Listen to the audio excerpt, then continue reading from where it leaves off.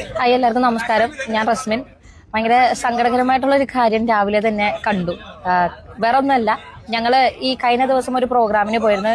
ഞാൻ, എന്റെ സീസണിലുണ്ടായിരുന്ന നോറ, അതുപോലെ ഈ സീസൺ 7 ആദില നൂറയായിട്ട് നമ്മുടെ മലബാർ ഗോൾഡ് ആൻഡ് ഡയമണ്ട്സിന്റെ ഫൈസൽക്കാട് ഹൗസ് വാമിങ്ങിന് കോഴിക്കോട് പോയിട്ടുണ്ടായിരുന്നു.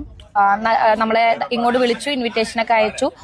എല്ലാവരും ഓൾമോസ്റ്റ് എല്ലാ മേഖലയിലുള്ള ആൾക്കാരും അവിടെ വന്നിട്ടുണ്ടായിരുന്നു. ഞങ്ങൾ വളരെയധികം നല്ല രീതിയിൽ തന്നെയാണ് ട്രീറ്റ് ചെയ്തത്.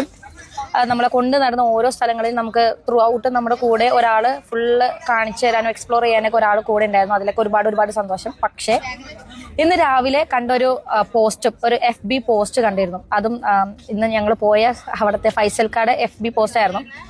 വേറൊന്നുമല്ല, വീട്ടിൽ വിളിച്ച് വരുത്തിയിട്ട് അപമാനിക്കുക എന്ന് പറയില്ലേ, എന്നെ അല്ല, എന്റെ ഫ്രണ്ട്സിനെയാണ്. അപ്പോ മനുഷ്യനായിട്ട് കാണാൻ പറ്റാത്ത ആൾക്കാർ ഭയങ്കര സങ്കടം. ഒരിക്കലും ഫൈസൽക്കാരുടെ അടുത്ത് നിന്ന് ഞാൻ ഇത് എക്സ്പെക്ട് ചെയ്തില്ല. എനിക്ക് ഒരുപാട് ബഹുമാനവും അതുപോലെ ഒരുപാട് സ്നേഹമുള്ള ഒരു വ്യക്തി തന്നെയായിരുന്നു ഫൈസൽക്കാർ. പക്ഷേ ഫൈസൽക്കാരുടെ ഭാഗത്ത് നിന്ന് ഇങ്ങനൊരു കാര്യം വന്നതിൽ ഒരുപാട് സങ്കടമുണ്ട്. ഈ ഒരു പോസ്റ്റ് കണ്ടതോടുകൂടി എല്ലാം പോയി. ഫൈസൽക്കാർ എനിക്ക് മനസ്സിലാവുന്നില്ല.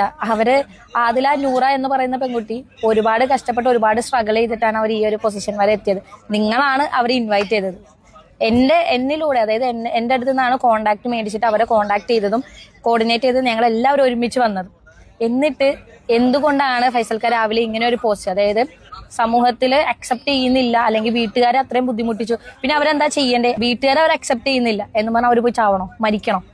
വീട്ടുകാർ കൊല്ലുന്നു പറഞ്ഞു. സ്വന്തം മക്കളെ കൊല്ലാൻ മടിക്കാത്ത വീട്ടുകാരാണ് അവരുടെ.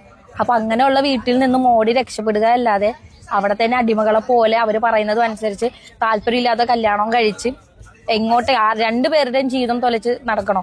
എനിക്കത് മനസ്സിലാവുന്നില്ല. ഈ ഒരു ഇഷ്യൂ കണ്ടപ്പോ ഭയങ്കര സങ്കടമുണ്ട്. ഫൈസൽക്കാരുടെ അടുത്ത് നിന്നും ഇത് ഒട്ടും എക്സ്പെക്ട് ചെയ്തിട്ടില്ല. അപ്പോ ഇനി എനിക്ക് നിങ്ങളെ തിരുത്താനോ അല്ലെങ്കിൽ പറഞ്ഞു മനസ്സിലാക്കാനോ ഞാൻ ഒരാളും അല്ല. പക്ഷെ മനുഷ്യനായിട്ട് കണ്ടു കഴിഞ്ഞാൽ അത്രയും നല്ലത്. അത്ര പറയാനുള്ളൂ.